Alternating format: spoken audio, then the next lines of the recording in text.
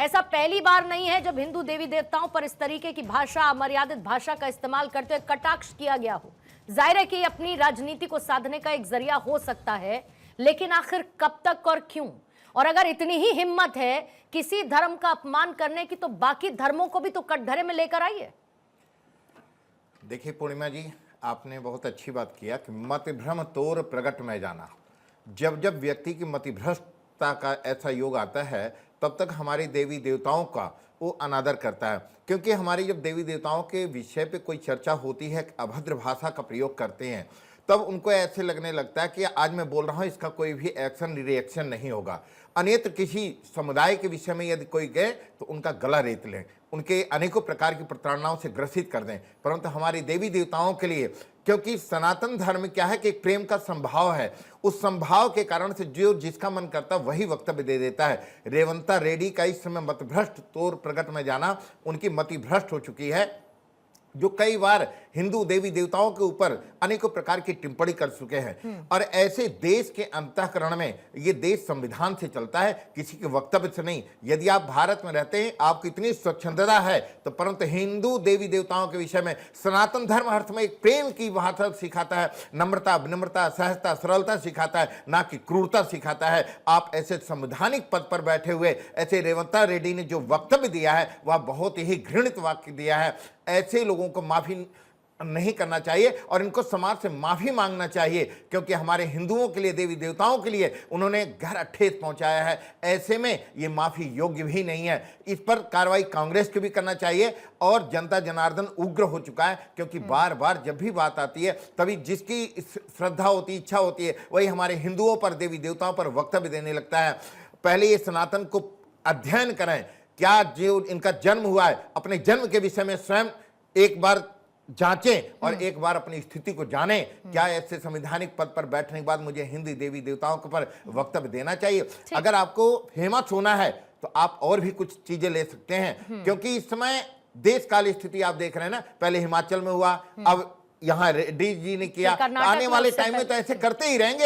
ऐसे लगाम लगाने की आवश्यकता है। ठीक है, जुबान पर लगाम दिखती नहीं, लेकिन होनी चाहिए तहसीन पूनावाला।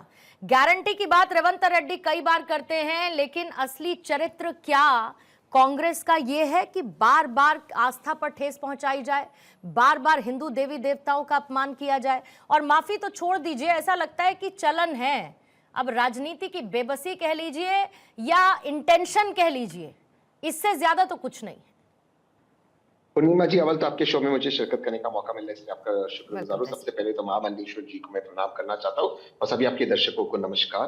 देखिए, आप जानते हैं पूर्णिमा जी कि मैं कांग्रेस का वोटर हूँ, मैंने हमेशा कांग्रेस को वोट किया है और मैं बीजेपी से सख्त अपोज करता हूँ, बीजेपी को सख्त अपोज करता हूँ। ये आप जानते हैं, मैं कभी ये बात छुपाई नहीं, हालांकि मैं एक राजनीतिक विश्लेषक हूँ।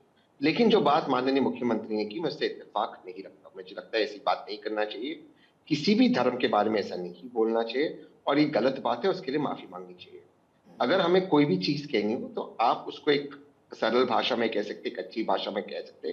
किसी भी धर्म का अपमान करना मेरे हिसाब से गलत है, चाहे आप मुख्यमंत्री हो, कोई भी हो। मुझे लगता है कि भारत देश के अंदर हमें अब एक चीज, एक जो एक परसेप्शन बना है, क्योंकि हमेशा टीवी डिबेट्स पे कहते हैं कि किसी एक ग्रुप को अपीज करने के लिए इस तरह की बातें कही जाती है। मैं ये कहना चाहता हूँ कि किसी भी मुसलमान को इस बात से कोई खुशी नहीं होती अगर आप किसी हिंदू देवी देवताओं का अपमान करें, तो ये बात हमें बंद करना चाहिए, पहली बात। दूसरी बात, हमें सिर्फ हमारा काम क्या है, हमारा कार्य क्या है, हमारा संविधान क्या है, इस पर बात करनी चाहिए। धर्म में मुझे लगता है कम से कम विपक्ष के नेताओं को नहीं जाना चाहिए इन चीजों में, इन मुद्दों पर अपने आप को उलझाकर रखेंगे तो उनका नुकसान होगा, सियासत में भी उनका नुकसान होगा।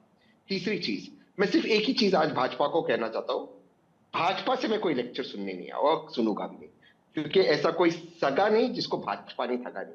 महामंडलेश्वर जी जो भी कहे मैं वो बात सुनूंगा, आप कहो कोई और राजनीतिक विश्लेषक है, लेकिन भाजपा इस मुद्दे पर मैं उनकी बात नहीं सुनूंगा। ये वो भाजपा है, ये वो भाजपा है जब नरेश अग्रवाल जी ने पार्लियामेंट के अंदर इतनी गंदी और अभद्र टिप्पणी की हमारी देवी देवताओं के बाद, समाजवादी पार्टी ने लात मार के उनको पार्टी से बाहर निकाला, भाजपा ने उनको बड़ा नेता बनाया और आज उत्तर प्रदेश उनके बेटे मंत्री है। ये वो भाजपा है, या महेश शर्मा जी कहते हैं पार्लियामेंट के अंदर के मां सीता के जन्म का कोई प्रूफ नहीं है, ये वो भाजपा है जो वर्तमान के अंदर जितेंद्र सिंह जी को जब पूछा जाता है पार्लियामेंट के अंदर कि राम सेतु के बारे में आगे का स्टेप्स क्या है, क्योंकि सुप्रीम कोर्ट ने 6 बार वर्तमान सरकार से पूछा आप करना क्या चाहते हो, तो जितेंद्र सिंह जी कहते हैं सैटेलाइट से कोई राम सेतु दिखता नहीं है। ये भाजपा ऐसा कोई सगा नहीं जिसको भाजपा नहीं सगा नहीं, कि भाजपा से मैं इलेक्शन नहीं शुरूगा, लेकिन जो आपने कहा मैं इस बात से बिल्कुल इत्तेफाक। ठीक है।